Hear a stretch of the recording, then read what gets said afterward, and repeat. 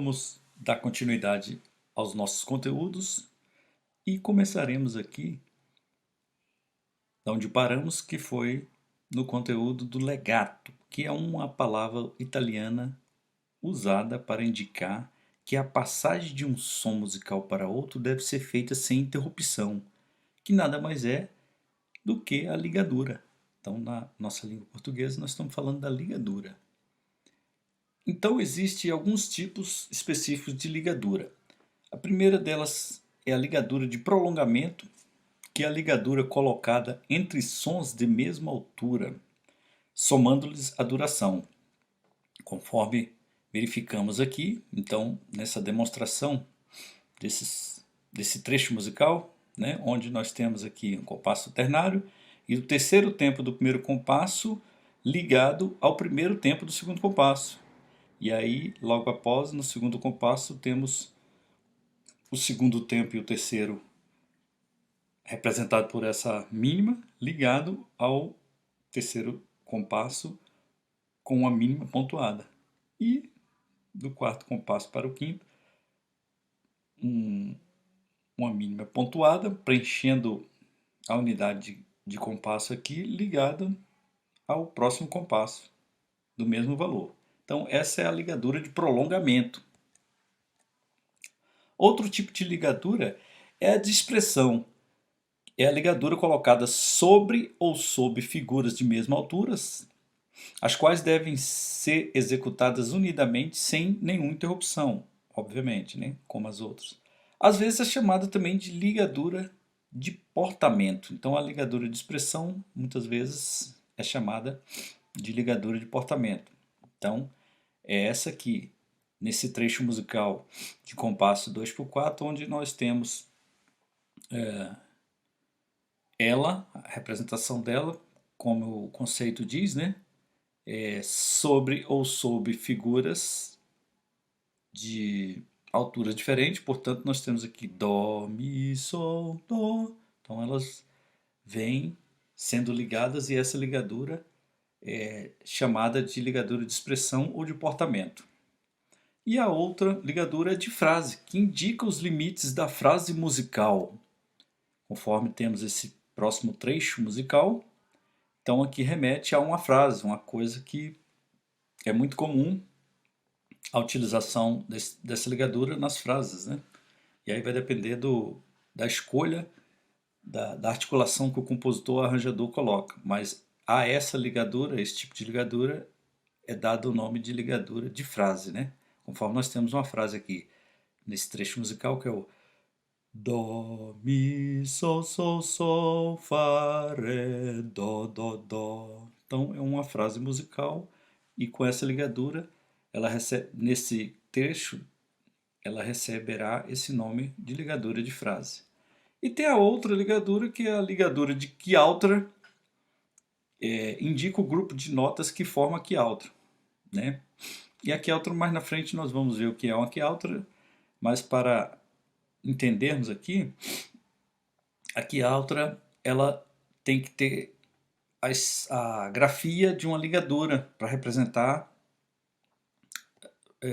facilmente na sua visualização que ali há uma quialtra. E obviamente ela vem dessa seguinte forma, ela vem aqui indicando o número da subdivisão que a quialtra propôs, né?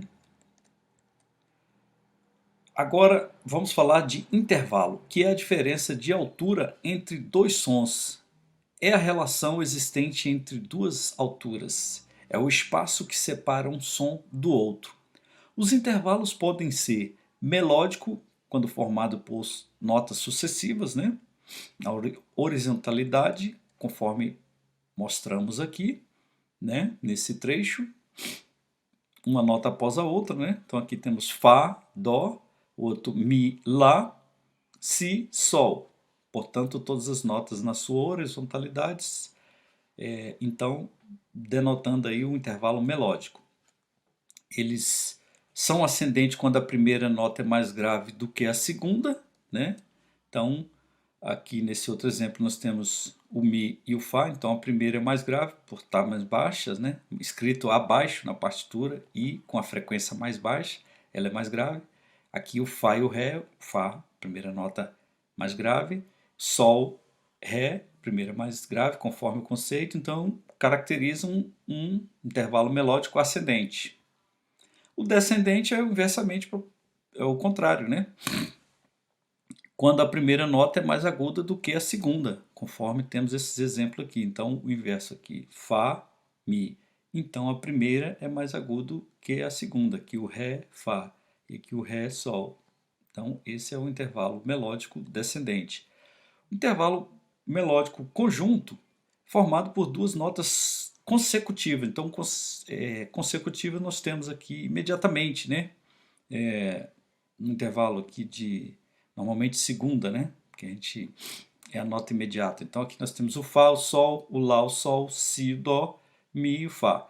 Então a nota consecutiva uma da outra é um intervalo melódico conjunto, né? Obviamente o disjunto é o contrário, né? Que é formado por duas notas não consecutivas, portanto do intervalo de terça em diante, né? Para mais, né? Terça e quarta, quinta e assim por diante. Então aqui nós temos Fá, Lá, um intervalo de terça maior, o Fá, o Dó, um intervalo também de quinta aqui, né? Aqui nós temos o Sol e o Ré, intervalo de quarta, né? Descendente. Aqui os dois ascendente, esse aqui descendente, né? Sol, Ré, Dó, Sol, quarta justa. Então ambos intervalos melódicos disjuntos, né? Intervalo simples formado por notas que se encontram dentro do limite de uma oitava. Então, o intervalo, quando a gente fala intervalo simples, ele vai estar dentro de uma oitava, né? E aqui nós temos nesse exemplo a nota Dó Fá, uma quarta justa, Dó Lá, uma sexta maior, Dó Lá, uma sexta maior, Dó Dó, uma oitava, né? Então, esses são os intervalos simples. Harmônicos são intervalos formados por notas simultâneas. Então, se ele é harmônico, ele não é melódico, porque o melódico é na concepção horizontal. O harmônico é na concepção vertical da música, ou seja, no mesmo momento, né? Como a música nós temos a linha do tempo que vai acontecendo, ela vai acontecendo, né? Então, os sons são executados no mesmo momento. Então, a gente chama de concepção vertical, né? Por isso, harmônico formado por notas simultâneas, né? Composto é o inverso do simples, né? Formado por notas que ultrapassam uma oitava. Então, o intervalo composto ele está para além da extensão de uma oitava, né? Ele ultrapassa, né? Então, aqui nós temos, para exemplificar a visualização ficar melhor aqui no exemplo, então nós temos aqui a clave de Fá e de Sol. A clave de Fá nós temos todas as notas dós aqui, né? O Dó 2 da escala geral, onde nós temos na clave Sol o Ré, então portanto ele já ultrapassa uma segunda da oitava, que a gente pode chamar também de nona, né? Aqui é uma terça da oitava, né? Uma terça sobreposta, né? Da oitava, então a gente chama de décima, né? E aqui uma quarta justa, então a décima primeira. E aqui uma quinta justa, uma décima segunda. A classificação de intervalos é feita segundo o número de notas contidas no intervalo. O intervalo simples de é a lógica, né? Só para a gente entender e ter esses conceitos, termos esses conceitos apropriados, né, em nossa aprendizagem. Então, uníssono é de primeira, é uma nota, segunda contém duas notas, terça, três notas, quarta, né, intervalo de quarta contém quatro notas, intervalo de quinta contém cinco notas, de sexta, seis notas, de sétima, sete notas, de oitava, oito notas. Então, conforme acabamos de falar, né, aqui, na verdade, é segunda. Houve um equívoco aqui, vou corrigir. Aqui de terça, né? Porque aqui Dó, Ré, duas notas. Dó, Ré, Mi, três notas. Dó, Ré, Mi, Fá, quatro notas. Dó, Ré, Mi, Fá, Sol, cinco notas, né? Então, assim, na verdade, nós estamos representando aqui de sexta, porque há seis notas diatônicas aqui dentro desse intervalo. E aqui sete e aqui 8, né? Aí esses aqui já ultrapassam a extensão de oitava, tem 9, porque vem do Dó3 ao Si, né? Então tem uma nona aqui, porque ultrapassa, né? O oitava seria o Dó parando aqui. Como desceu do Dó para o Si, então desceu mais um semitom aqui, né? Então mais uma nota, né? Mais uma nota com oitava dá nona, né? Que equivale a uma segunda sobreposta. Aqui a mesma coisa, desceram duas, né? Seria Dó aqui, a oitava, Dó a Dó. Como desceram duas, aí Si Lá. Então uma terça com a oitava soma uma décima. Por quê? Nós veremos isso nas aulas de intervalos,